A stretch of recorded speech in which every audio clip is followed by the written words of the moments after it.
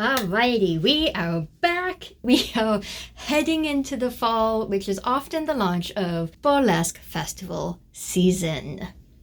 Ooh. And you may be thinking to yourself that you are ready, you want to apply to festivals for your first time ever. Maybe it's not your first time, but you want to up your game, get your name into more festivals. There's a lot of festivals to choose from, and there is a lot of steps to do to apply. I already have a playlist that you can check out right here that has some tips for applying to burlesque festivals. And today I'm talking about the most essential piece of your festival application, which you cannot apply without to most festivals, which is the video footage.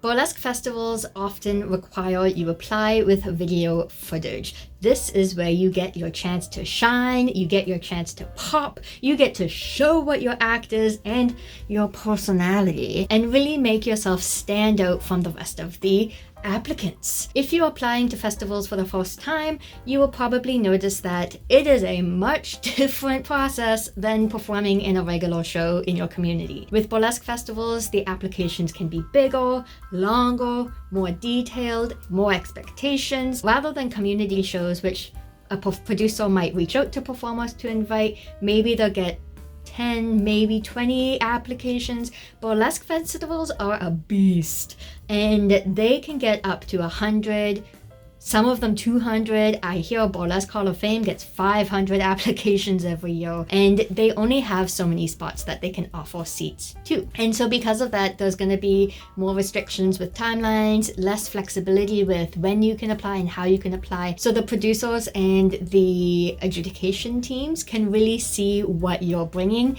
with the most simplicity, rather than having to check in, reach out, look at your social media. For festivals, you are applying with a specific act. First of all, when you go to apply, here's some tips for which videos you will want to apply with. You may already have videos of your acts. You may have already done a lot of work last year or over the last couple of years to get your videos filmed. So this is what I personally recommend. A lot of festivals are changing lately and changing their format to make it more accessible, and you will probably see in the comments a lot of people adding their own input as well. When considering acts to apply with, rule number 1, use the video of the act you are applying with. I have been on adjudication teams and reviewing a lot of videos of burlesque, and I've seen a lot both for my own shows and as a guest adjudicator for other festivals. And one of the biggest things that I find is when people apply, they won't use the video footage that they're applying with. I've seen people use footage of other acts, and they've said things like, I don't have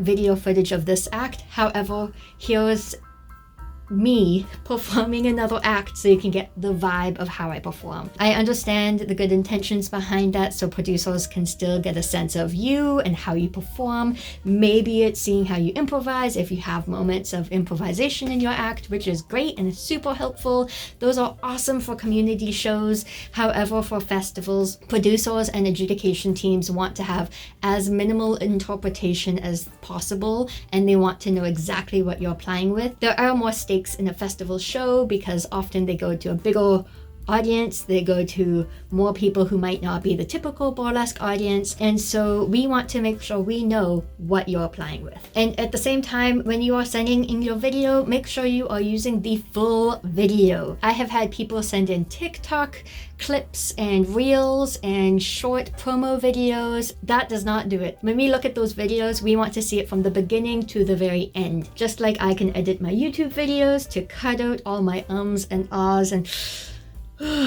thinking, I want to see what happens if your costume gets stuck, or if you have to improvise for a moment, or I want to make sure your story is solid from the beginning to the end, and I don't want to miss any of those big reveals or anything that might be what makes your act pop. I also recommend, if it's good, use the most recent footage of your act. A lot of people tend to revamp their acts and change them over time. They are their own little bean babies that develop over time. A lot of my acts have gone through 3 or 4 or 5 different renditions of that act and performance over the years. Maybe I'll add more rhinestones, I'll change my choreography. I've changed my music sometimes. If you have an act and you have a lot of footage of that act, maybe in its different renditions, I really recommend using the newest version so producers know what to expect for the most part if you've had any changes. And also, if you don't have new footage, if you made changes since the last time you filmed it, then most festival applications will also have a little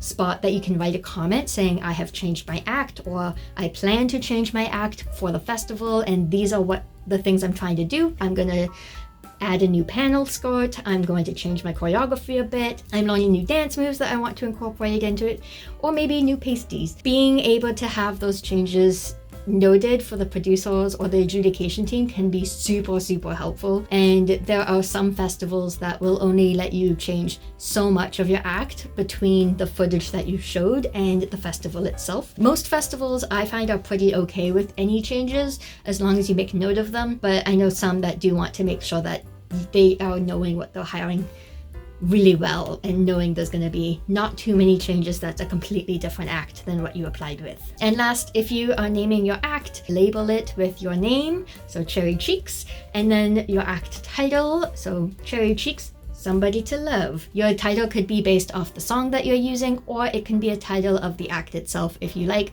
I would recommend keeping your act name short so it's easy to read, easy to put on a set list, and also don't forget your name when you put it in the video file.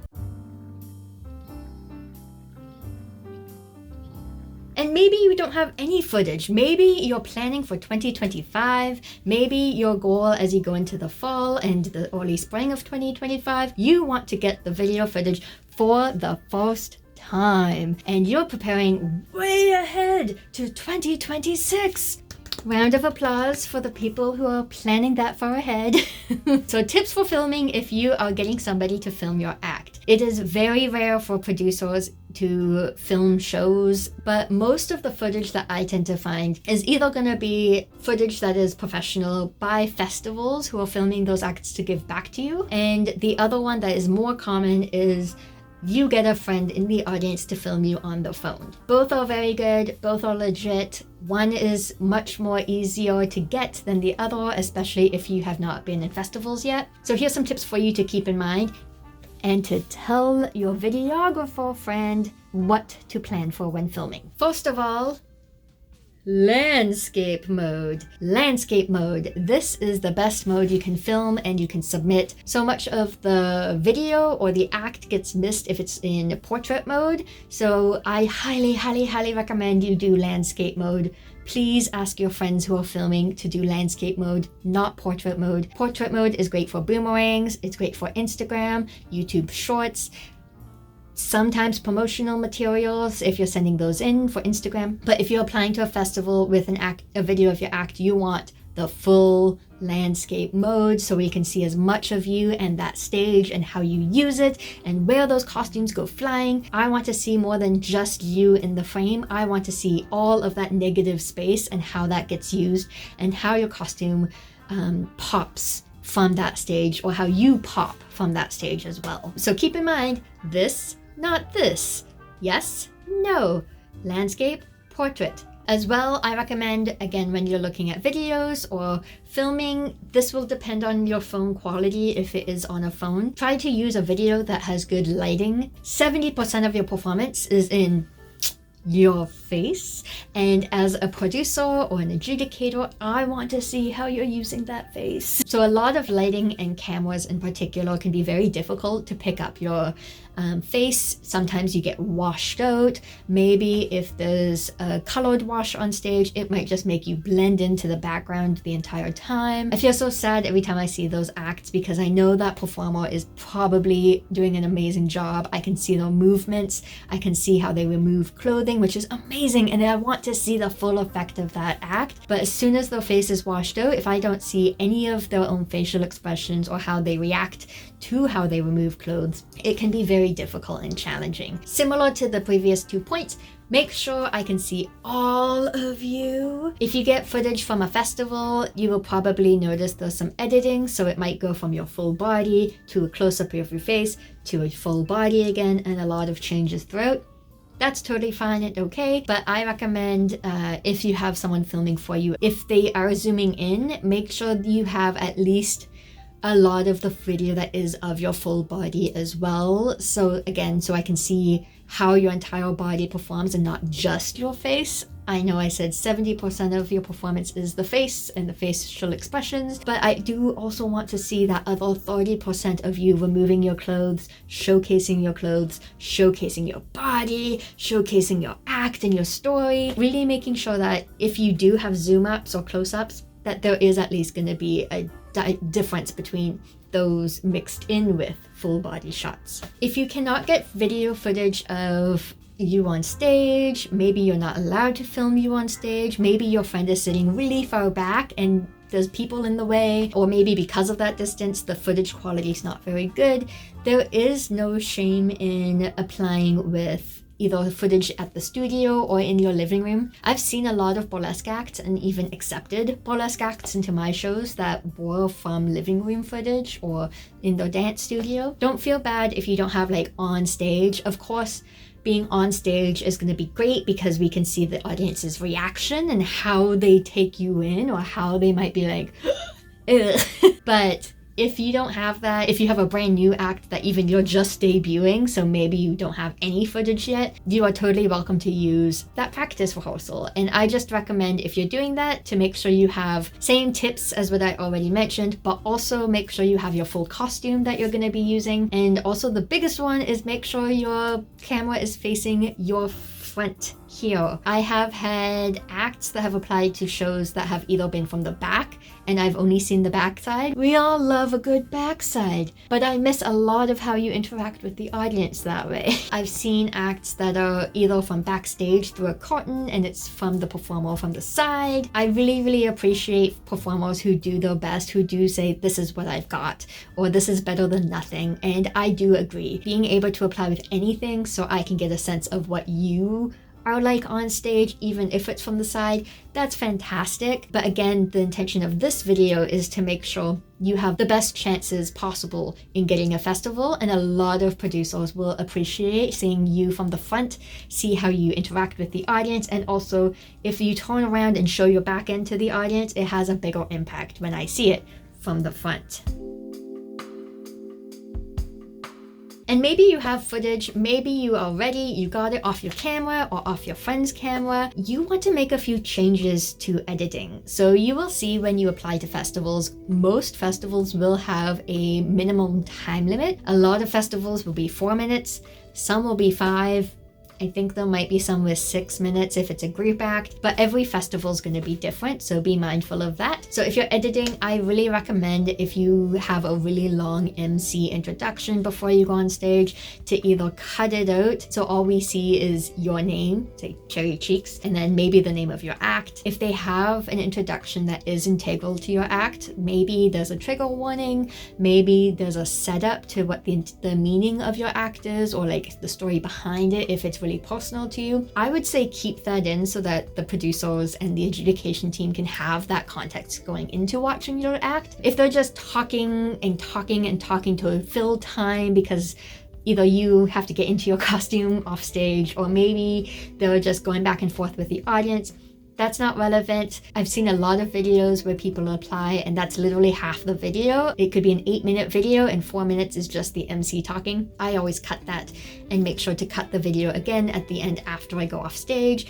Maybe it's when they say my name again, so then you can get a sandwich of Cherry Cheeks in the beginning and the end. Definitely be mindful of how much extra you're adding to that video that's not your performance. And this one I think has a couple of mixed opinions. I'm personally not the biggest fan of this, but I know a lot of people who are, so I'm just gonna say it anyways. If you know how to dub music, or if you know how to add music on top of video editing, some producers do like having that factor, so you can actually mute your original video file and then just have the music on top, so that as a producer I can see your act and see how it lines up with the music and everything, and those producers don't have the music being drowned out by audience cheering, or they can make sure it's loud enough. I personally am kind of indifferent to whether it gets drowned out or not which I know is not the best thing to say. For me personally, I find I prefer to see the audience reaction. So I really like to see if the audience is like cheering, going crazy, if they really like your stage presence.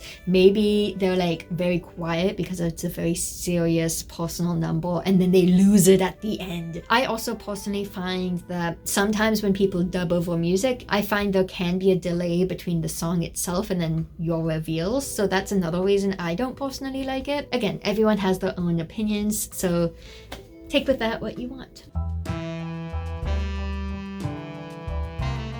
And when you apply with your video, here are some of those big key things to keep in mind. You have your video, you have the good quality, you know what you're doing with it. That's great. Last thing you have to be mindful of is how you apply with your video. Most of the time, producers will ask for either a link, maybe it's a full download file if you can provide one. Usually you can't because video files are very big, so usually a link to either a Google Drive folder, a Vimeo, or a YouTube video is preferred because then it's easy to access, and you just put that link into the box in the application that says put your link here. Some big things to keep in mind is make sure your video is not password protected. I recognize the importance for a lot of people for safety, for privacy, for again control of your brand being out there and making sure you are the only one putting it out there and wanting passwords for that protection. For producers, and especially if they have adjudication teams, I've had teams that have had 10 people on it. It's a lot of extra work and chasing down. If I have to email every performer for their password and then have to resend it to all the adjudicators, a lot of producers would just scrap that application and say,